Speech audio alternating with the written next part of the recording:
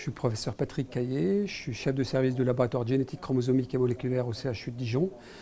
Depuis 2017, j'ai une équipe d'intelligence artificielle qui s'appelle DIAD pour le développement de l'IA au CHU de Dijon et avec le premier médecin spécialiste en IA qui est le docteur Calegari.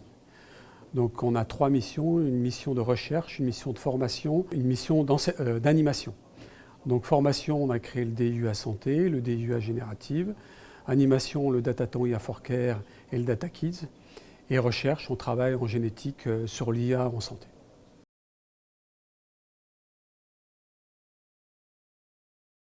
J'ai présenté aujourd'hui le médecin augmenté, comment former le médecin de demain en IA en santé mais aussi dans l'IA générative.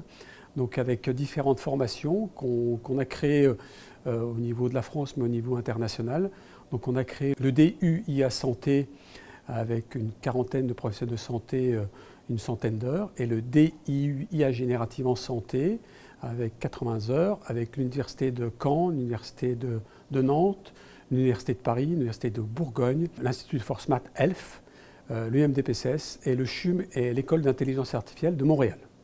Donc ce DIUA générative, l'idée c'est d'aider les enseignants à comprendre et à démystifier l'IA générative pour qu'ils l'appliquent quotidiennement dans leur travail dans les hôpitaux.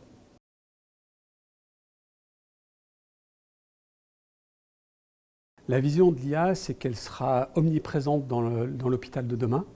Et il faut que tous ces professionnels de santé soient formés et qu'ils comprennent les intérêts de la souveraineté, les intérêts éthiques, savoir les limites, les biais, etc. Donc ma vision, c'est former les professionnels de santé de demain.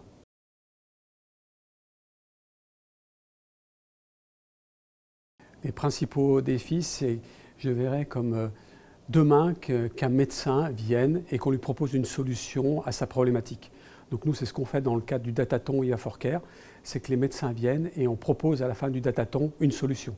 Et l'idée, c'est qu'ils comprennent l'intérêt d'utiliser l'IA dans leur quotidien et pour l'appliquer quotidiennement, toujours pour le patient en premier.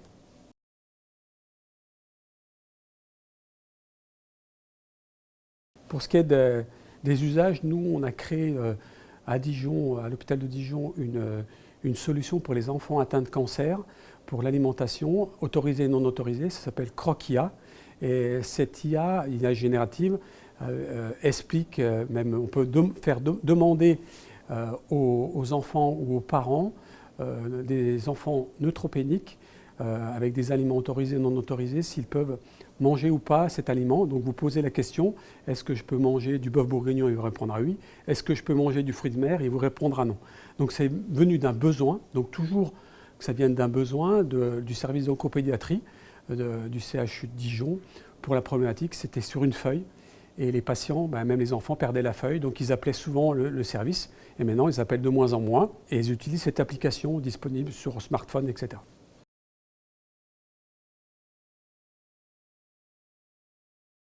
Venez à Beaune le 16 mai pour la première journée d'IA générative en santé en France.